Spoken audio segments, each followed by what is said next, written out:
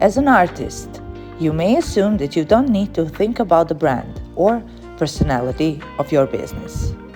Sure, the look and feel of your art helps establish the basis of your brand, but the personality of your business extends to many other aspects, from the design of your website to how you interact with buyers. Here are things that consider to effectively deliver your messages. Integrate your core aesthetic into your brand. Describe the core aesthetic of your work you make. For example, is it underestimated and minimal, vintage and nostalgic, or something else? Develop a logo, business card design, website, color scheme, and other graphics that communicate your aesthetics and complement your artwork. Some pieces, like your business card, can even include your art. If you maintain a consistent look by using the same typefaces, colors, or symbols, when people see your branding elements, they will know the work, site, or social media page belongs to you. If branding is not your strong suit, consider hiring a graphic designer to help you create a consistent look and feel. How you communicate and conduct business is a part of your brand. For instance, consider how you share your core values through your website, social media presence, and email. And when both your work and communication resonate with clients and customers, they will respect you and come back again. Next step is to setting up the nuts and bolts. Whether you plan to license your work, take illustration clients, sell paintings on the internet, or set up a storefront, you are technically in business once you start receiving money for your art. You will be subject to laws and may need to get different licenses and permits depending on where you're doing business. Depending on where you live, you will most likely need to apply for a business license to legally run your business in your city. To find out, contact your city or country clerk. Business licenses often need to be renewed yearly and may require a flat fee or a fee based on your total business income from the previous year.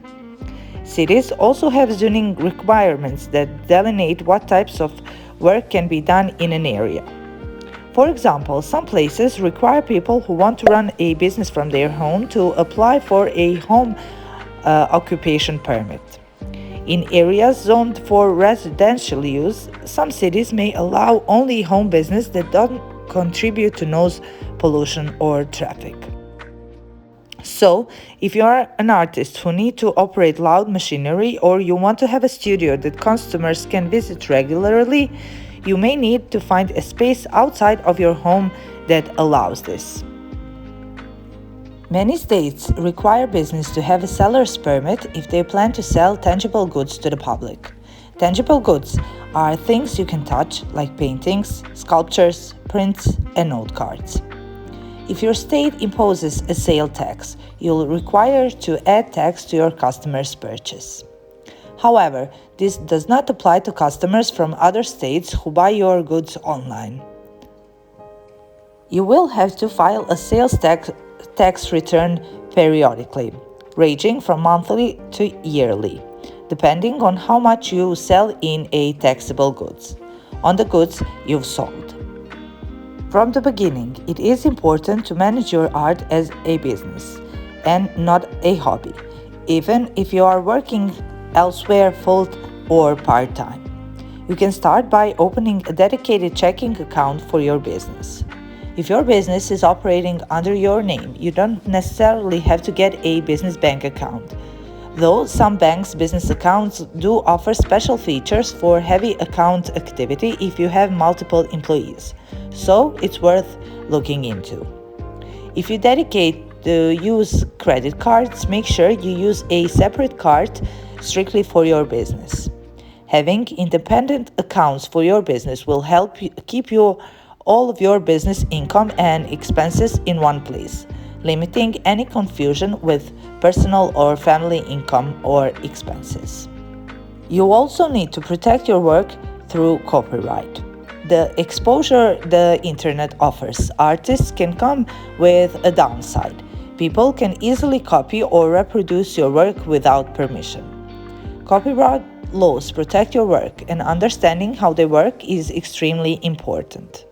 In the United States, copyright is a form of protection for creators of original work, including dramatic, musical, artistic, and certain other intellectual works. Your work is copyrighted from the time your work is created in fixed, tangible form. In other words, the copyright immediately becomes your property once the art is created. For an extra measure of protection, register your work with the U.S. Copyright Office. There are some benefits to doing this. You establish a public record of the copyright when you register it. If someone copies your work and you would like to file a lawsuit, that work must be registered.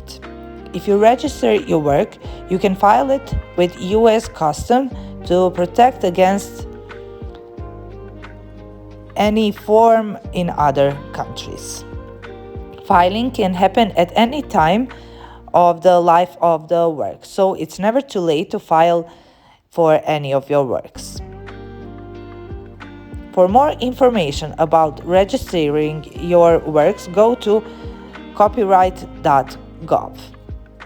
Outside of the US, check your government website for more information on copyright. The most distinctive difference you'll notice between an artist's income and the income you earn at a job is that you won't get a regular paycheck. When you do get paid, it's in the form of sales from customers or payments from the clients, and no tax has been withheld. While you can make a healthy income over the course of a year, your earnings will likely come in inconsistent intervals.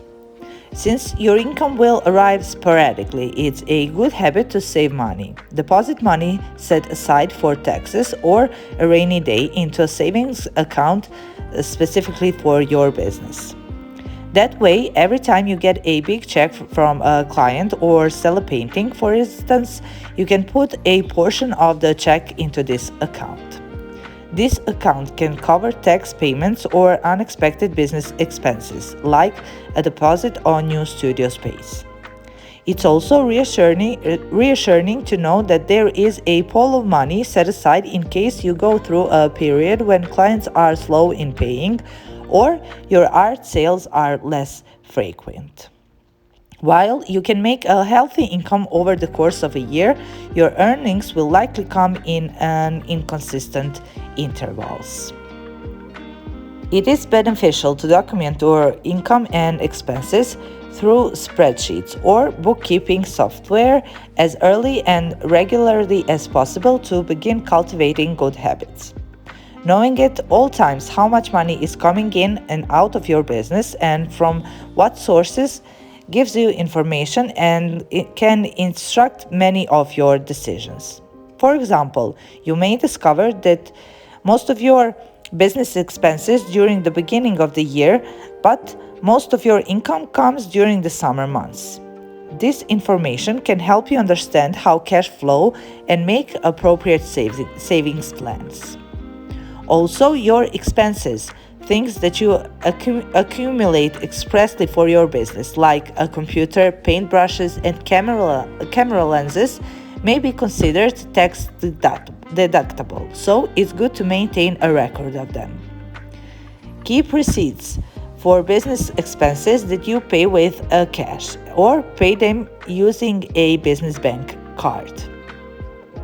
And if your business is conducted into a room in your home dedicated to your business only, some percentage of your living expenses, like your rent or mortgage and utilities, may be deductible. You may simply start out using Excel spreadsheets to track your expenses. Eventually, most freelance artists graduate to using accounting software or online services to keep their books and information. You may also consider working with an accountant who uses the reports you generate to determine your yearly taxes. Many of these programs also help you create invoices and sales receipts, generate profit and loss and sales tax liability reports, and track your inventory. If you're not comfortable with managing your books, consider hiring a bookkeeper or accountant to help you set up a system or manage this part of your business. Be realistic about your natural strengths and weaknesses. If tracking your income is nothing but stressful, then it's probably a good idea to outsource that while you direct your energy toward the aspect of managing your business that come more natural to you. And that's it for this video. I hope you enjoyed it and I will see you in the next one. Bye!